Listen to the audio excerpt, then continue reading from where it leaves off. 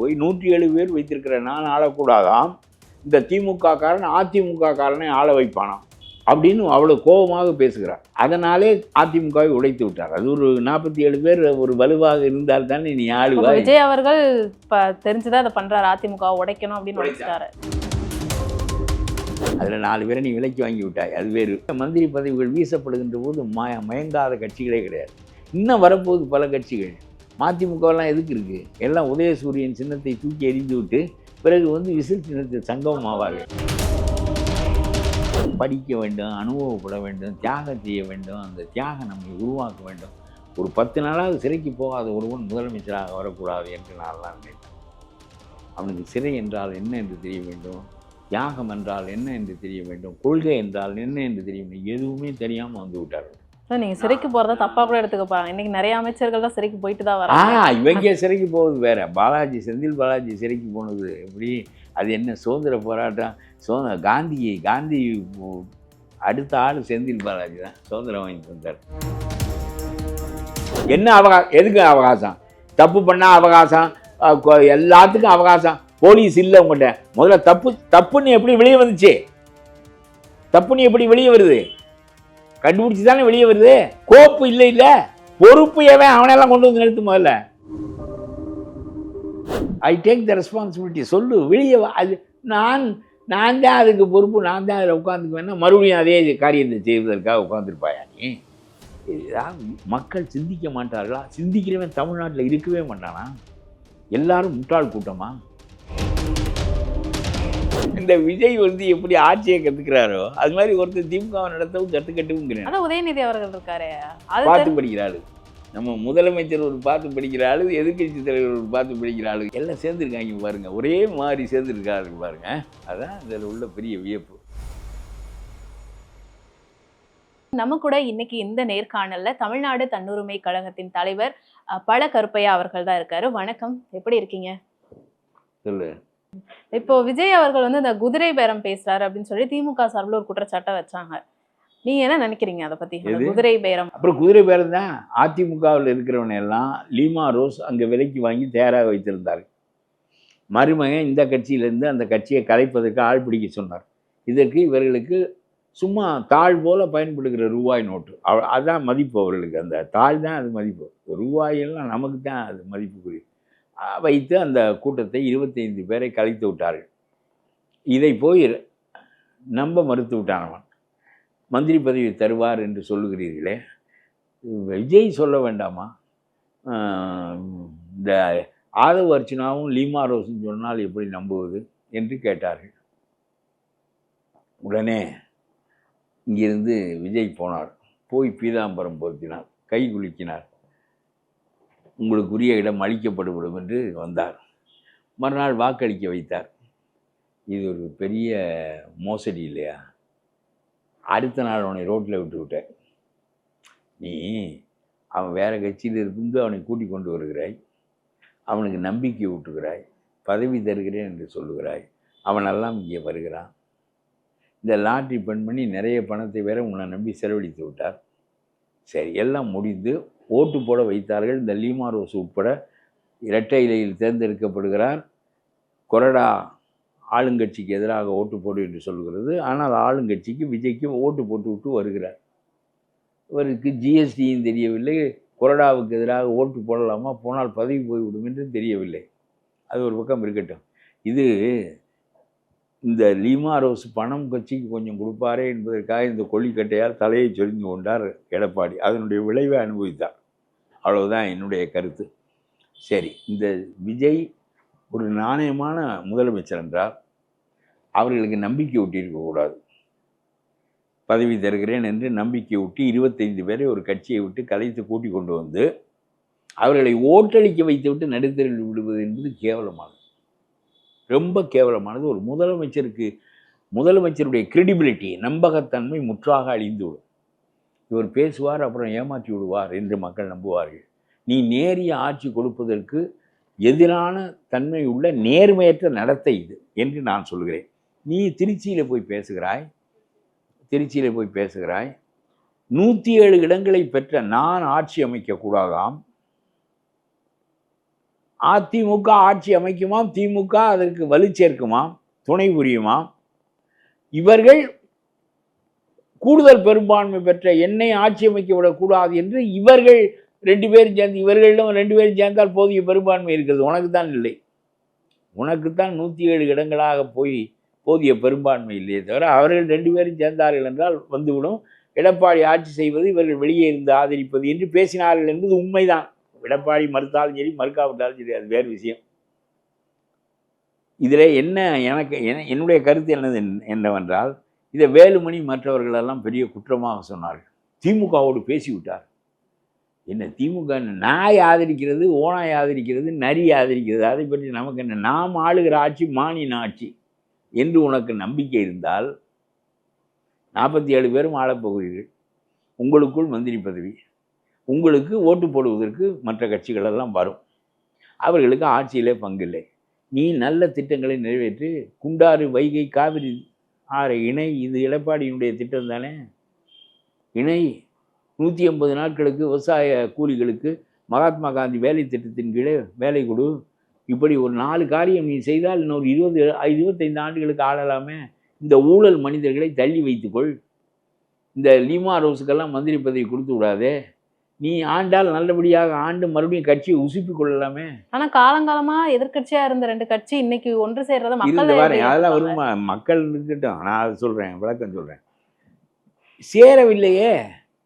நான் என்ன சொல்கிறேன் என்றால், நீ நேரிய ஆட்சி நடத்தப் போகிறாய். நடத்துவது என்று உறுதியாக முடிவு செய்து கொள்ள வேண்டும். ஆதரிக்கிறவன் நல்லவன் ஆதரிக்கட்டும், கெட்டவன் ஆதரிக்கட்டும், எவன் ஆதரிக்கட்டும், உனக்கு என்ன நட்டம் வந்துச்சு? அதில் கொள்கை அப்போ அப்படி கொள்கைன்னு ஒன்று வச்சிருக்காங்க. நம்முடைய கொள்கையை மாற்றிக்கொள்ள சொல்லுவான் அவன். நம்முடைய கொள்கையின்படி ஆளப்போகிறோம், நம்முடைய எம்ஜிஆரின் வழியில் ஆளப்போகிறோம், நம்முடைய திட்டங்களை நிறைவேற்றப் போகிறோம். அவன் ஓட்டு திமுகவின் ஆதரவோடு. அப்படியா? திமுக மற்றவன் எல்லாருடைய ஆதரவு. அதை பற்றி நான் சொல்றது உனக்கு புரியல. நடத்துவது மாநில ஆட்சி என்று வைத்துக்கொள். அதற்கு ஆதரவு நரி கொடுத்தால் என்ன, நாய் கொடுத்தால் என்ன? அவற்றுக்கு அதிகாரத்தில் பங்கில்லை. நான் சொல்வது புரிகிறதா உனக்கு? நீ நேர்மையாக ஆட்சி நடத்தி விட்டு போ. இன்னொரு முறை திரும்ப ஆட்சிக்கு வருவதற்கு தோதாக ஆட்சி நடத்தி விட்டு போ. அவன் ஆதரிப்பது என்ன குற்றம்? அவனுக்கு பங்கு கொடுப்பது தான் குற்றம். நான் சொல்வது புரிகிறதா? அவன் மக்களால் வெறுக்கப்பட்ட ஆட்சி அது. ஆகவே அவனை தோற்கடிப்பது தான் இந்த தேர்தலுடைய முக்கிய நோக்கம். அந்த மனிதனுக்கு ஆட்சியில் நீ பாதி பங்கு கொடுத்து விட்டு ஆள வேண்டும் என்று சொன்னால் திமுகவோடு சேர்ந்து இதை செய்யலாமா என்று கேட்பதில் நியாயம் இருக்கிறது. ஆளப்போவது நீ மட்டுமே. உன்னுடைய திட்டங்களின்படி, உன்னுடைய கொள்கையின்படி நீ ஆளப்போகிறாய். வெளியே இருந்து இந்த அரசாங்கத்திற்கு வேண்டிய ஆதரவை அவன் தரப்போகிறான். அதனுடைய பங்கு எதுவும் அவனுக்கு கிடையாது. அவனுடைய கருத்து எதையும் கேட்டு நம்ம ஆளப்போவதில்லை. இதில் என்ன தப்பு இருக்கிறது என்று எனக்கு தெரியவில்லை. என்னுடைய எளிய அறிவுக்கு புரிந்த வரையிலும் நம்முடைய கொள்கையின்படி, நம்முடைய திட்டங்களின்படி நாம் பெரும்பான்மையை வைத்து கொண்டு ஆண்டால் என்ன, சிறுபான்மையை வைத்து கொண்டு ஆண்டால் என்ன, நாய் ஆதரவு கொடுத்தால் என்ன, நரி ஆதரவு கொடுத்தால் என்ன, நமக்கு அவர்களுக்கு பங்கு கிடையாது. நான் ஒரு இறைச்சி துண்டை அந்த நாய்க்கு போட வேண்டிய தேவை ஏற்பட்டால், அந்த நரிக்கு போட வேண்டிய தேவை ஏற்பட்டால் அது குற்றமுடையது. இது உங்களுடைய. நான் போட மாட்டேன். நான் சைவ கொள்கையின்படி நாடாளுவேன் என்று சொன்னால் எவன் ஆதரித்தால் நமக்கு என்ன வந்தது என்று கேட்கிறேன். இது ஒரு பெரிய குற்றமாக இவர்கள் சொன்னார்கள். அதுக்காக நான் இவ்வளவு விளக்கம் சொல்கிறேன். இன்னொன்று சொல்கிறேன். இந்த விஜய் கேட்கிறார், திருச்சியிலே போய் 107 பேர் வைத்திருக்கிற நான் ஆளக்கூடாதாம். இந்த திமுக காரன் அதிமுக காரனை ஆள வைப்பானாம் அப்படின்னு அவ்வளவு கோபமாக பேசுகிறார். அதனாலே அதிமுகவை உடைத்து விட்டார். அது ஒரு 47 பேர் ஒரு வலுவாக இருந்தால் தானே நீ ஆளுவாய். விஜய் அவர்கள் தெரிஞ்சுதான் அதை பண்றாரு, அதிமுக உடைக்கணும் அப்படின்னு உடைத்தார். உடைத்ததாகவே அவர் உட்கருத்து வைத்து பேசுகிறார். அப்புறம் என்ன எல்லாரும் என்னை கேட்கிறார்கள், நீ போய் அவனுக்கு பீதாம்பரம் பொருத்தி ஓட்டு போட சொல்லி கேட்கலாமா? தப்பான மனிதர்களை, வேலுமணியை, சிவி சண்முகத்தை, கல்குவாரி விஜயபாஸ்கரை, இவர்களெல்லாம் மூளையவே உறிஞ்சி விடுவார்கள்.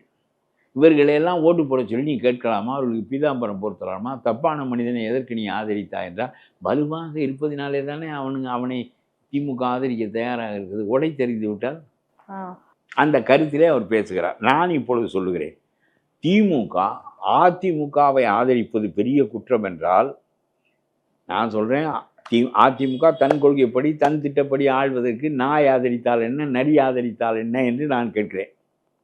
அந்த நரிக்கு நாம் இறைச்சி துண்டை போடாத வரையிலும், பங்கு கொடுக்காத வரையிலும் எவன் ஆதரிப்பதை பற்றியும் நமக்கு ஒன்றும் கவலை இல்லை என்று நான் சொல்லுகிறேன். இப்பொழுது உன்னுடைய ஆட்சிக்கு உனக்கு ஆதரவு கொடுத்துருக்கிறவன் திமுககாரன் தான். உன்னுடைய ஆட்சி யாருடைய பலத்தில் நடக்கிறது? இன்றைக்கு வரையிலும் உன்னுடைய ஆட்சி திமுகவினுடைய பலத்தில் தான் நடக்கிறது. திமுக உனக்கு உன்னுடைய ஆட்சியை வலுப்படுத்துவதற்காகவோ நீ நல்ல விதமாக ஆள வேண்டும் என்பதற்காகவோ ஆதரவு தரவில்லை. அதில் 4 பேரை நீ விலைக்கு வாங்கி விட்டாய், அது வேறு. மந்திரி பதவியை வீசினாய். இறைச்சி துண்டுகளை வீசுகிற போது பாயாத நாய்களும் நரிகளும் உலகத்தில் கிடையாது. ஆகவே மந்திரி பதவிகள் வீசப்படுகின்ற போது மயங்காத கட்சிகளே கிடையாது. இன்னும் வரப்போகுது பல கட்சிகள். மதிமுகவெல்லாம் எதுக்கு இருக்குது? எல்லாம் உதயசூரியன் சின்னத்தை தூக்கி எறிந்து விட்டு பிறகு விசில் சின்னத்தில் சங்கமம் ஆவார்கள். இவரால் ஒரு கட்சி நடத்த முடிகிறது, ஒரு கட்சிக்கு தலைவனாக இருக்க முடிகிறது, போதும் என்று சொல்லி மக்கள் வாக்களித்து உட்கார வைத்து அவருக்கு அதிக முடிசூட்டி விட்டு அவர் திகைக்கிறார். இப்பொழுதும் முதலமைச்சராக நாற்காலியில் இருக்கிற போது எப்படி இருக்கிறார்? நான் இந்த பார்ப்பேன் படத்தில், திருவிழாவில் காணாமல் போன புள்ள திருன்னு முழிச்சுக்கிட்டு இருக்குமே, அது மாதிரி அப்படி சொல்றீங்க. அப்படித்தான் இருக்காரு. ஒரு ஊக்கமாக பேசுவது, ஊக்கமாக பதில் சொல்வது, பார்த்து பார்த்து படித்து கொண்டு எதிர்கட்சி தலைவருக்கும் பார்க்காமல் பேச தெரியாது, முதலமைச்சருக்கும் பார்க்காமல் பேச தெரியாது. ஆக 2 தலைவர்களுமே அப்படிதான் இருக்காங்க தமிழ்நாட்டில். ஆளுங்கட்சி தலைவரும் எதிர்கட்சி தலைவரும் பார்த்து பார்த்து படிக்கிறாங்க. 2 பேரும் ஒரே தரம். இளைஞர்கள் கையில் ஆட்சி வர்றவர்கள். 2 இளைஞர்களுக்கும் தெற்கும் தெரியல, வடக்கும் தெரியல. அப்புறம் எப்படி? அதாவது படிக்க வேண்டும், அனுபவப்பட வேண்டும், தியாகம் செய்ய வேண்டும். அந்த தியாகம் நம்மை உருவாக்க வேண்டும். ஒரு 10 நாளாவது சிறைக்கு போகாத ஒருவன் முதலமைச்சராக வரக்கூடாது என்று நான்லாம் நினைப்பேன். அவனுக்கு சிறை என்றால் என்ன என்று தெரிய வேண்டும், தியாகம் என்றால் என்ன என்று தெரிய வேண்டும், கொள்கை என்றால் என்ன என்று தெரிய வேண்டும். எதுவுமே தெரியாமல் வந்து விட்டார்கள். நீங்க சிறைக்கு போறத தப்பா கூட எடுத்துக்க பாருங்க. இன்னைக்கு நிறைய அமைச்சர்கள் தான் சிறைக்கு போயிட்டு தான் வராங்க. இவங்க சிறைக்கு போவது வேற. செந்தில் பாலாஜி சிறைக்கு போனது எப்படி? அது என்ன சுதந்திர போராட்டம்? காந்தி அடுத்த ஆள் செந்தில் பாலாஜி தான் சுதந்திரம் வாங்கி தந்தார். அது போட்டோம். இல்லை, எதற்கு சொல்கிறேன் என்றால், ஒரு வாதம் வைக்கிறார் பாருங்கள். திருச்சியில் போய் திமுக ஆதரவோடு அதிமுக ஆட்சி அமைக்கலாமா, பெரிய கொள்கை முரண், contrary to the basic principles, அப்படி வைக்கிறார். நான் சொல்லுகிறேன், இது என்னது? இப்பொழுது உங்களுடைய ஆட்சிக்கு ஆதரவு கொடுத்துருக்கிறவன் யாரு? நேரடியாக திமுக கொடுக்கவில்லை, திமுக சொல்லி கம்யூனிஸ்டுகள் கொடுத்துருக்கார்கள். இன்றைக்கும் உருவி விட்டால் கீழே விழுந்து விடுவாய். அதனால தான் நீ இப்போ ஒவ்வொரு கட்சியிலையும் ஆள் பிடித்தாந்து கலைத்து தெருவிலே நிறுத்தி அவர்களை விசில் சின்னத்தில் வெற்றி பெற வைக்க முடியுமா என்று பார்க்கிறாய். ஒவ்வொரு கட்சியிலும் இந்த வேலையை நீ செய்தால் நீ பலவீனப்படுகின்றோடு உன்னுடைய கட்சியில் மறுபடியும் இதே வேலையை மற்றவர்கள் செய்வார்கள். ஒரு நல்ல பாரம்பரியத்தை, நெறி சார்ந்த அரசியலை நீ உருவாக்கவில்லை. வந்த உடனே ஆரம்பித்து விட்டாய். அதிமுகவிலிருந்து 24 பேரை கூட்டியாந்து ஓட்டு போட வைத்து அவனை ரோட்டில் நிறுத்துவது, பிறகு அவனுடைய கட்சியை சேர்ந்தவனை ராஜினாமா செய்ய வைத்து விசில் சின்னத்தில் நிறுத்தி தனக்கு பெரும்பான்மையை பெறுவதற்கு முயல்வது, அதற்குள் இந்த ஆட்சியை ஆதரவை அவர்கள் உருவி கொண்டு விட்டால் இப்பொழுதே கவிழ்ந்து விடும். மறுபடியும் 234 பேருக்கும் நீ தேர்தலை நடத்த வேண்டிய கட்டாயம் வரும். இன்னமும் உன் கையில் இந்த பலம் வரவில்லை. இவையெல்லாம் நடப்பதற்கு 6 மாதம் ஆகலாம். அதற்குள் உன்னுடைய கதி என்ன ஆகும் என்று யோசித்துக்கொள். ஆனால் நீ சொன்ன ஒன்றை நான் ரொம்ப வரவேற்கிறேன். நான் லஞ்சம் வாங்க மாட்டேன், வாங்குவையும் விடமாட்டேன் என்று சொன்னது ரொம்ப சிறப்பு. நீ வாங்க வேண்டாம், அது உன்னை சார்ந்தது. வாங்க விடமாட்டேன் என்று சொன்னால், மின்சாரத்துறையில் 18 கோப்புகள் காணாமல் போய்விட்டன முந்தா நாள். நிலக்கரி வாங்கிய ஊழல் எல்லாமே மறைக்கப்பட்டு விட்டது. பொருள்கள் வாங்கியது, வேலை குத்தகைக்கு விட்டது, கான்ட்ராக்ட், எல்லா ஃபைல்களும் காணாமல் அடிக்கப்பட்டு விட்டன. உடனே நான் சொல்லுகிறேன், அந்த சீஃப் இன்ஜினியருக்கு பதில் சொல்ல வேண்டும் மக்களுக்கு என்று சொன்னாயா நீ? இதற்கு காரணமான 10 அதிகாரி இன்றைக்கு மேஜிஸ்ட்ரேட் கோர்ட்டில் நிற்க வேண்டாமா? அவனையெல்லாம் கைது செய்து கொண்டு வந்து நிறுத்த வேண்டாமா? அந்த கோப்புகளை கண்டுபிடிக்க வேண்டிய பொறுப்பு இவனை 10 பேரை உள்ளே நிறுத்தியவுடன் மற்றவனெல்லாம் அரண்டு போய் இதை கொண்டு வந்து உனக்கு காட்ட வேண்டாமா? அரசின் பார்வையில் வைக்க வேண்டாமா? ஒன்று செய்ய தெரியவில்லை உனக்கு. எவ்வளவு பெரிய ஊழல் இது! அதிகாரிகள் 18 கோப்புகளை மறைத்து விட்டார்கள். நிலக்கரி வாங்கியதில் கோடிக்கணக்கான பணம் போயிருக்கிறது. நாம் தனியாரிடம் மின்சாரம் வாங்கியதில் போயிருக்கிறது. அப்புறம் நாம் பொருள்கள் வாங்கியதில் போயிருக்கிறது. குத்தகைக்கு விட்டதில் போயிருக்கிறது. எத்தனை 1000 கோடி இதை ஸ்டாலினும் பின்னால் இருந்து செய்திருப்பார் என்று நான் சொல்கிறேன். இந்த குற்றங்கள் வெளிவந்து விடக்கூடாது என்று மூடி மறைத்து விடுங்கள், அல்லது அந்த கணக்குகளை எடுத்து விடுங்கள், கம்ப்யூட்டர்லேருந்து நீக்கி விடுங்கள் என்று சொல்லியிருந்தால், அதிகாரிகளை விடு, எவனெல்லாம் இதற்கு காரணமானவனோ அவனெல்லாம் கொண்டு வந்து நிறுத்து, ரோட்டில் நிறுத்து. நான் சொல்கிறேன், இந்த சும்மா ஒரு 32 வருஷத்துக்கு கேஸ் நடத்துறது, அவன் செத்து போயிடுவேன். எவன் மீது வழக்கு போட்டால் அவன் செத்து போயிடுவேன். இப்படியே தான் நீங்கள் ஆட்சி நடத்துறியே. கடுமையாக மக்கள் முன்னால் அவமரியாதைப்படும்படியான ஒரு நிலைமையை ஏற்படுத்த மூஞ்சியை மூடிக்கொண்டு போக வேண்டும். ஒரு தாசி ஒரு அதாவது தன் வாழ்க்கைக்காக அவ ரொம்ப எவங்கிட்டயோ போய் பொழப்பு நடத்துகிறான். ஒரு ஹோர், ஒரு தாசி. அவளை போலீஸ்காரன் பிடித்து கொண்டு வரும்போது அவள் வந்து முகத்தை மூடிக்குவான். போலீஸ்காரன் பிடித்து கொண்டு வந்து மேஜிஸ்ட்ரேட் கோர்ட்டுக்கு கூட்டிகிட்டு வருவான். நான் பார்ப்பேன் ஒவ்வொரு தரமும். சீலை எடுத்து முகத்தை முடிக்கின்றுவான், அவளுக்கு முகம் தெரியக்கூடாது என்று. அவளுக்கு கூட வெட்கம் இருக்கிறது. தவறான தொழிலை நாம் செய்கின்றோம், நம்மை மக்கள் அடையாளப்படுத்தி கொண்டால் இழிவாக இருக்கும் என்று சொல்லி வழி இல்லாமல் செய்கிறாள் என்பது வேறு. அந்த தொழிலை செய்கின்றவள் தன்னை அடையாளம் கண்டு கொண்டு விடக்கூடாது என்று முகத்தை மூடிக்கொள்கிறாள். இந்த இன்ஜினியர், சீஃப் இன்ஜினியர் இவனையெல்லாம் நிறுத்தி கொண்டு வந்திருந்தேன் நான் சொல்லுவேன். அவகாசம் கேட்டிருக்காரு. என்ன அவகாசம்? எதுக்கு அவகாசம்? தப்பு பண்ணா அவகாசம், எல்லாத்துக்கும் அவகாசம். போலீஸ் இல்லை உங்கள்கிட்ட. முதல்ல தப்புன்னு எப்படி வெளியே வந்துச்சு? தப்புன்னு எப்படி வெளியே வருது? கண்டுபிடிச்சு தானே வெளியே வருது. கோப்பு இல்லை, இல்லை பொறுப்பு ஏவன் அவனெல்லாம் கொண்டு வந்து நிறுத்து. முதல்ல அவனுக்கு தெரியாம அது எப்படி போகும்? இதெல்லாம் பதில் சொல்றதெல்லாம் சரியான இது இல்லை. கொள்கை ரீதியான எதிரி. எந்த கொள்கை ரீதியான எதிரி அவர்? விளக்கமாக சொல்லு பார்ப்போம்.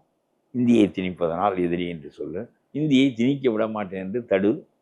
எதையாவது ஒன்று செய், எதையாவது ஒன்று செயல். வெறுமனே மோடி கொள்கை எதிரி. திமுக அடிபட்டு போச்சு, அந்த பாம்பு அடிபட்டு கிடக்கு. இதே இதுக்கு இன்னமும் போய் எதிரிங்கிற யார்? நேற்றும் எங்களுக்கு திமுகவே எதிரி, தீய சக்தி. இன்றைக்கும் திமுக எதிரி. அது அடிபட்டு கிடக்குறா. அதிமுக தீந்து போன சக்தின்னு வேற சொல்லியிருந்தாரு. சரி, அதிமுக தீந்து போன சக்தி. இவருக்கு மாற்றே கிடையாது, மறிப்பு. இன்னும் அது அடிபட்டு கிடக்கிற பாம்பு. இனிமே அதை எந்திரிச்சு தலையை தூக்க முடியாது. இப்ப இடைத்தேர்தலில் ஸ்டாலின் அவர்கள் நின்னா ஜெயிப்பாரா மாட்டாரா? அதெல்லாம் எனக்கு தெரியாது. மக்கள் மறுபடியும் இதே ஆட்சியை விரும்புவாங்களா இல்லை இவர் மாறுவாரான்னு நம்ம பார்ப்போம். ஜெயித்ததற்கு நான் பொறுப்பெடுத்துக் கொள்கிறேன். நீ தான் பொறுப்பெடுத்துக் கொள்ள வேண்டும். தொடை பங்கு உனக்கு தானே வந்துச்சு. 34,000 கோடியை கலெக்டராக எடுத்துக்கினேன், உனக்கு தானே கொடுத்தேன். அவனும் கொஞ்சம் எடுத்து கொண்டிருப்பான். அப்புறம் நீ தானே அதுக்கு பொறுப்பெடுக்க வேண்டும். சரி, எப்பொழுதும் ஒரு இராணுவத்திலோ மற்றவற்றிலோ நான் பொறுப்பு, ஐ am responsible for all these errors என்று சொல்லுகிற ஒரு மனிதன் ஐ ரிசைன் மை ஜாப் என்று சொல்வான். அரியலூரில் ரயில் கவிழ்ந்தது. Lal Bahadur Shastri is not directly responsible for that, was a minister at all. அவ்வளோதான். ஆனாலும் நான் நிர்வாகத்தை இறுக்கமாக சரியாக நடக்கிறதா என்று ஒழுங்குபடுத்தி இருந்தால் இந்த தப்பு நடந்திருக்காது என்று சொல்லி அவர் பதவியை விட்டு வெளியே வந்தார். ஒரு பேச்சுக்கு சொல்கிறேன்.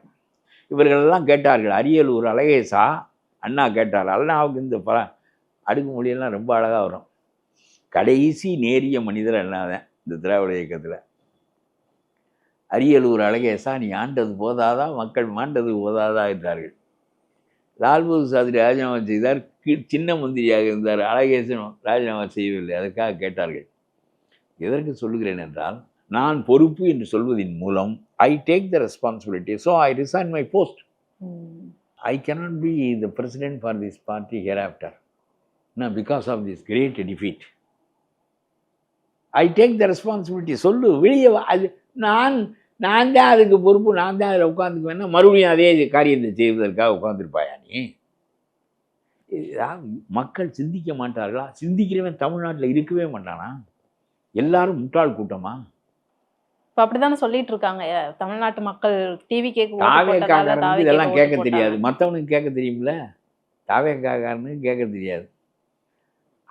அவனுக்கு பணத்தை கொடுத்து வீட்டில் போய் படுத்துக்கடா, நீ வராத அப்படின்னு ஒவ்வொருத்தனுக்கும் பணம் கொடுத்து படுக்க வச்சுட்டாங்க. அவனும் படுத்தே கிடந்தான். இவங்க கொண்டாந்து எம்எல்ஏ ஆக்கி மந்திரி ஆக்கி விட்டாங்க. மக்களுக்கு ஓட்டு போட்டு. ஐயோ ஐயோ ஐயோ ஐயோ. இப்போ அண்ணாமலை அவர்கள் கட்சியை ஆரம்பிக்க அது ஒரு பக்கம் சொல்ல. அண்ணாமலை என்ன இந்த வார் ரூம்னு ஒன்று வச்சுக்கினார். Annamalai, who is Annamalai? அவர் கொள்கை என்ன பேசினார்? அவர் இந்துத்துவாவுக்கு சார்பாக நின்றார். அப்புறம் Annamalai is a great man என்ற ஒரு இமேஜை பில்டு பண்ணுறதுக்கு வார் ரூமாக பயன்படுத்தினார். அதுக்கு பல 1000 கோடி ரூபா பணம் சென்ட்ரல் கவர்மெண்ட் கொடுத்துச்சு. இவர் இந்த முதலாளிகளிடம் திரட்டினார். திரட்டி நூற்றுக்கணக்கான இளைஞர்களை வேலைக்கு வைத்தார். அண்ணாமலையை பற்றி அவதூறான காரியங்களெல்லாம் தடுத்து நிறுத்தப்பட வேண்டும். அதற்கு மறுமொழியாக புகழ்மொழிகள் அள்ளி வீசப்பட வேண்டும். இது நாள்தோறும் பல ஆண்டுகளுக்கு நடந்தது. இதன் மூலமாக அவருக்கு ஒரு பிம்பம் கட்டப்பட்டது. காமராஜர் 10 ஆண்டு சிறைக்கு போனார். 10 ஆண்டு நாடாண்டார். அவருடைய பிம்பம் அவருடைய சிறை வாழ்விலும் அவருடைய ஆட்சி திறனிலும் இருக்கிறது. அவர் பிம்பம் கட்டுகிற முயற்சியை அவர் செய்ததில்லை. மக்களுடைய புகழ். மகாத்மா காந்தி எந்த வார் ரூம் வைத்து மகாத்மா காந்தி ஆனார்? அவருக்கு மோகன்தாஸ் கரம்சந்த் காந்தி, எம்கே காந்தி என்று தான் கையெழுத்து போட்டு கொண்டு வந்தார். மக்கள் அவரை மகாத்மா என்று சொன்னார்கள். மக்கள் வைத்த பெயர் தான் மகாத்மா. வார் ரூம் வைத்து உருவாக்கப்பட்ட பிம்பம் இல்லை அது. வாழ்ந்து காட்டி பெற்ற பின்பம். இதையல்லவா செய்ய வேண்டும். இதல்லவா இன்றைய புதிய இளைஞனுக்கு வழிகாட்டுகின்ற முறை. உன்னுடைய கொள்கை எதுவாக இருக்கட்டும், நான் அதை பற்றி ஒன்றும் சொல்லவில்லை.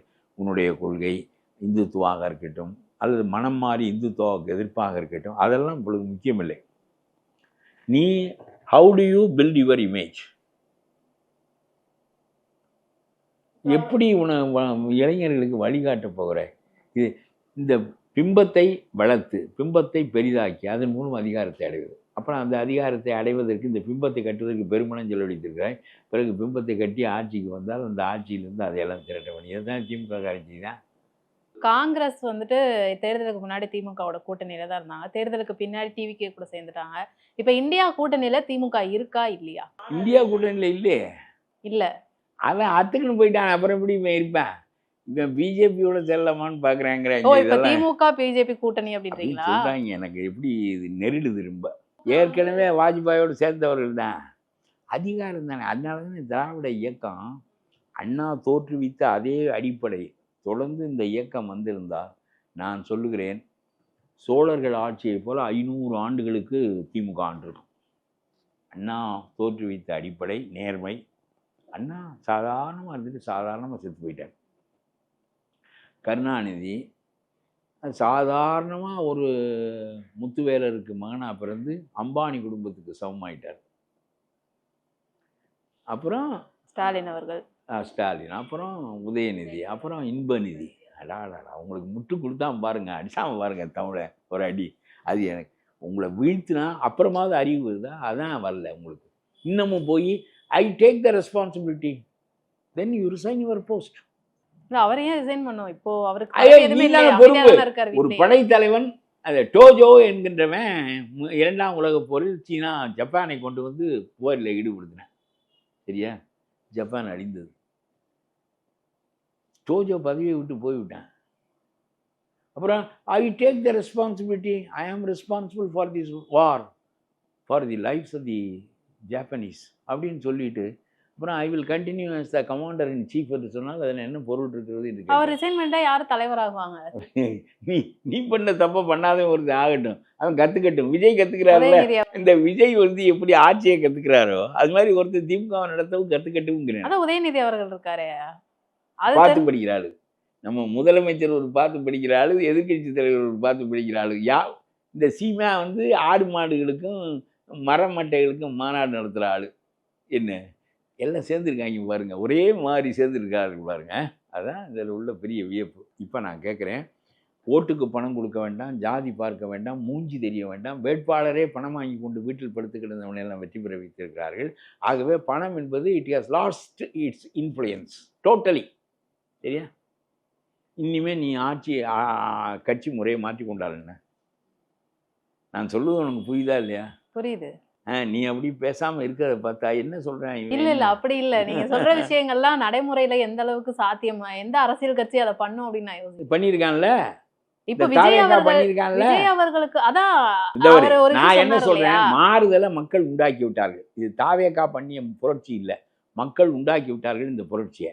இதுதான் நாங்கள் விரும்புகிற ஆட்சி, காமராஜர் காலத்திலும் ராஜாஜி காலத்திலும் இருந்த ஆட்சி முறை இதுதான் என்று அவர்கள், விஜய்க்கு அந்த வலிமை இருக்கிறதோ இல்லையோ, அந்த தோள்கள் தாங்குமோ தாங்காதோ, அவர் தோளில் ஏற்றி விட்டார்கள். இவர் செய்கிறாரா என்று பார்ப்போம். செய்தால் நான் சொல்லுகிறேன், நான் விஜய்க்கு எதிர்ப்பானவன் இல்லை. 25 ஆண்டுகளுக்கு நீங்கள் ஆளுங்கள், வாழுங்காலம் வரையிலும் ஆளுங்கள். எனக்கு ஒரு மறுப்பும் இல்லை. இந்த நாடு தெளிவாக இருக்கும். உங்களுக்கு கொஞ்சம் போதாமையெல்லாம் உண்டு, சிந்திக்கிற அதெல்லாம் பழக்கம் இல்லை, படித்து பழக்கம் இல்லை, கொள்கைகள் தெரியாது, அந்த மண்ணின் வரலாறு தெரியாது, தொல்காப்பியம் தெரியாது. இந்த லாட்ரி சீட்டுக்காரங்களெல்லாம் விரட்டுங்க. அவங்களெல்லாம் விரட்டி விட்டுட்டு ஒரு தூய மனிதர்களை வைத்து கொண்டு ஆளுங்கள் அவன் சொல்வதை கேட்டு. இல்லாவிட்டால் இந்த லாட்ரி சீட்டுக்காரங்க 4 மாதத்தில் இந்த ஆட்சியை கவிழ்த்து விடுவார்.